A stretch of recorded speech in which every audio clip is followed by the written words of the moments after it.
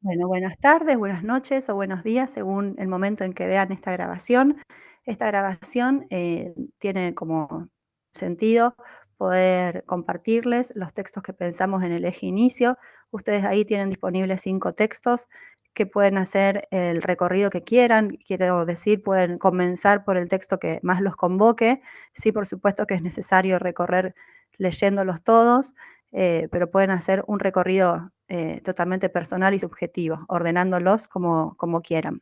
Eso me parece que también es una de las riquezas de los textos que pudimos seleccionar.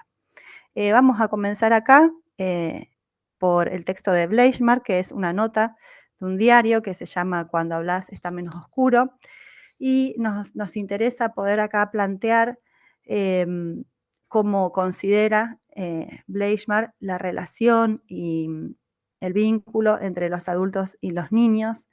Eh, Fundamentalmente considera, ¿no?, que el otro, en este caso el niño, es un sujeto con unas necesidades diferentes a las que uno tiene, ¿no? Y a la vez con necesidades de ser reconocido como semejante. Entonces plantea en ese texto esta, eh, este fino equilibrio, movimiento que debemos hacer para que ahí exista un sujeto ético también, va a decir Bleichmark, y justamente plantea a la ética diferenciándola de la moral y entendiendo que la ética se pone en juego en los cuidados, también cuando los adultos, los cuidados que ejercemos en, sobre el cuerpo de los niños, aparte eh, de tener una función que es libidinizante, que es erógena, también es una función que tienen los cuidados organizadoras. Por eso es necesario que el goce del adulto esté acotado en relación al cuerpo de los niños y las niñas en las tareas de cuidado. Em, bueno, es un texto rico porque también pone en tensión los diagnósticos de la infancia y cómo también esos diagnósticos trastocan justamente o no contemplan esa interrupción del goce adulto necesaria respecto del cuerpo y de la consideración de la infancia. Por otra parte, también tenemos el texto de Castellaro, que es un texto bastante diferente a los otros, en los que se plantea el enfoque socioconstructivista, ¿no? Y nos interesa porque es desde ese paradigma que vamos a pensar al desarrollo humano, no solamente el desarrollo en la primera infancia, sino el desarrollo a lo largo de la vida. Y en ese sentido se plantea con mucha profundidad una diferencia entre enfoques psicológicos del desarrollo, ¿no? Entonces, un enfoque psicológico del desarrollo basado o entendido como un proceso individual, en donde está asignado por unas edades cronológicas. Esas edades cronológicas son, digamos, son o indican una sucesión de etapas, que son unas etapas que siempre son uniformes. Esa es una forma de entender el desarrollo que consideramos aún vigente. Y por otro lado, tenemos una idea del desarrollo desde la perspectiva socioconstructivista que sostiene, ¿no?, que el desarrollo se realiza en interacción y que es una construcción social, que es un proceso en donde está incluida la intersubjetividad y justamente son los productos culturales los que van a mediatizar la construcción del sujeto. No es la biología puramente. Por supuesto que estos enfoques socioculturales, socioconstructivistas, no desconocen los factores biológicos, pero sí hacen hincapié en los productos culturales como mediatizadores del desarrollo. En ese sentido, también abre la posibilidad de pensar eh, y pensando en nuestro taller específicamente, en cuáles son esos productos culturales que mediatizan el desarrollo y justamente cuáles son las experiencias que podemos ofrecer desde nuestras intervenciones, desde los lugares en los que recorremos las psicopedagogas y los psicopedagogos para justamente promover desarrollo desde esa perspectiva. Por otro lado, también es interesante, como decía, es un texto distinto quizás a los demás, em, y plantea justamente esto, ¿no? Como el lazo social es anterior a cualquier función individual. Entonces, nos parece un texto que sienta las bases muy firmemente sobre lo que entendemos por desarrollo y cuál es el lugar que, que el contexto tiene. Por otro lado, también tenemos el texto de Faur, que plantea de manera muy crítica la categoría de cuidado, haciendo referencia a que todas las personas, todos los humanos, por un lado que es una categoría que nos constituye, todos los humanos en algún momento de nuestra vida cuidamos y debemos recibir cuidados desde el inicio para poder sobrevivir. Por supuesto que a lo largo de la vida y en los distintos momentos de nuestra vida, esos cuidados que requerimos son distintos. En algún momento los cuidados son cuidados que respecto del cuidador generan relaciones de mucha dependencia, podríamos decir, como en el inicio de la vida, y también a la vez los cuidados promueven autonomía y ese grado de autonomía y dependencia que favorecen los cuidados va cambiando según las necesidades de la vida. Este texto lo incluimos porque incluye una perspectiva crítica, una perspectiva que incluye a las políticas y al contexto para poder pensar esa categoría que, nos interesa este texto porque plantea la categoría de cuidado de una manera nada ingenua, la vincula también a esta categoría con, bueno, las características de nuestro modo de organización eh, social, que tiene que ver con el capitalismo, con algunas leyes del mercado. Y eh, van a ver un apartado en la que se habla justamente de la contextualización del cuidado, que nos interesa hagan hincapié allí. Y justamente también pone foco este texto que la categoría de cuidado es una categoría que a través de la cual podemos pensar en las instituciones y en los estados, ¿no es cierto? Según cómo esa categoría se pone en juego, podemos pensar en cómo los estados y las instituciones cuidan y promueven bienestar. Este texto termina haciéndose algunas preguntas respecto de quién cuida, dónde y a qué costo.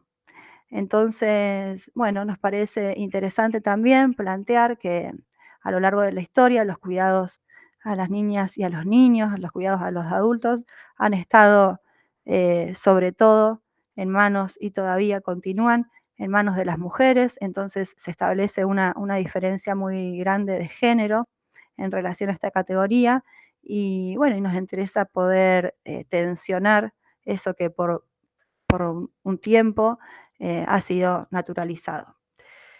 Por otra parte, tenemos un texto de Janín. En este texto, Janín eh, también bueno, plantea la noción de violencia hacia las niñas y a los niños.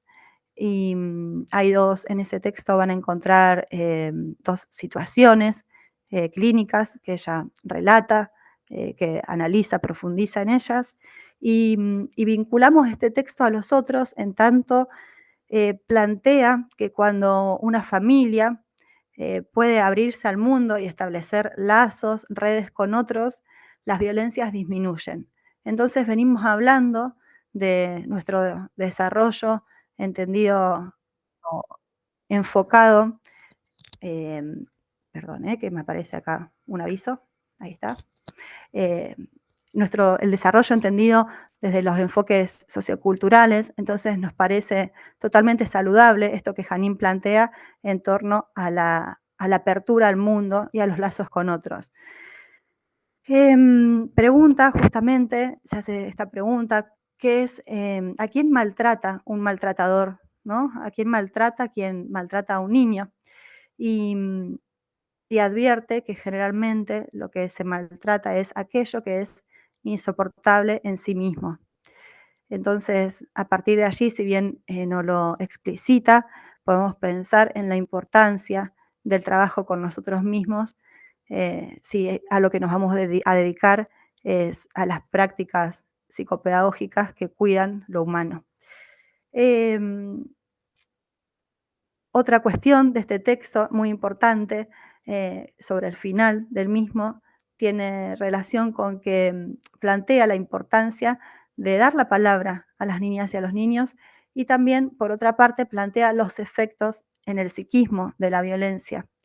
Y ante esos efectos, plantea varios caminos que el psiquismo tiene ante la violencia, el psiquismo de los niños y las niñas, y una salida a eso es poder, o una forma de, sí, de poder sortear esos efectos psíquicos del maltrato, es ofrecer la palabra a los niños, darles las palabras, y advierte Janine dar la palabra a través de todos los lenguajes que tienen las niñas y los niños. Dar la palabra, cuando pensamos en niñas y niños, no significa solamente darles la posibilidad de hablar a través del lenguaje oral, sino también la posibilidad de los otros lenguajes, como el juego, el dibujo, la palabra también, por supuesto. Finalmente, el texto que tienen es de Alicia Fernández, del libro La atencionalidad atrapada, nuestra psicopedagoga tan querida, en la que, bueno, seguramente este texto ya se han acercado, pero las invitamos a volver. Los textos de Alicia Fernández tienen esa riqueza que puede uno volver muchas veces y encuentra sentidos distintos según el tiempo en el que se lea. Y nos parece que es un texto muy interesante para volver en el eje inicio, porque podemos pensar en nuestra especificidad, ¿no?, de nuestra disciplina, y Alicia Fernández en ese texto plantea que pensar justamente surge a partir de la necesidad de resolver un conflicto, pero nos interesa también hacer foco en lo que sigue después de eso, ¿no? Y dice, pensar surge a partir de la necesidad de resolver conflictos y de la confianza en poder resolverlos. Entonces nos preguntamos si esa confianza en poder resolver los conflictos no tiene también que ver o no se puede vincular a cómo han sido esos cuidados de los que planteamos en el eje inicio, ¿no? Entonces quizás nos animamos a hacernos la pregunta si la capacidad de pensar está vinculada a cómo hemos sido cuidados, y a veces esa capacidad de pensar se obtura y quizás hay, bueno, mecanismos o formas de hacer circular el cuidado que permitan pensar y que hagan más potentes los pensamientos de los sujetos. En ese capítulo plantea la inteligencia como desadaptación creadora, y justamente va a decir, Alicia Fernández va a hacer hincapié en este texto, que la inteligencia funciona y opera entre dos necesidades, parecido a lo que planteaba Bleichmar en el texto, ¿no? Entre dos necesidades. Por un lado, la necesidad de diferenciarnos del otro, pero al mismo tiempo la necesidad de ser aceptados y queridos, reconocidos como semejantes del otro. Em, También vinculamos este texto con lo que plantea Janine, en el sentido de que Janine nos plantea esto de dar la palabra a las niñas y a los niños, y Alicia Fernández plantea que ante el malestar sobrante en el psiquismo, eh, podemos inventar horizontes de transformación para poder devenir aprendientes, pensantes, y que el malestar no obture justamente esa capacidad humana de aprender, de pensar y de jugar. Bueno, hasta aquí es este video, que pretendemos que no sea extenso. Las invitamos a leer con placer, con compromiso, que puedan meterse en los textos pensando estas relaciones que las invitamos o que les compartimos en este videíto, pero también otras, las que ustedes puedan establecer de acuerdo al propio recorrido. Bueno, les mandamos un abrazo fuerte y nos vemos pronto.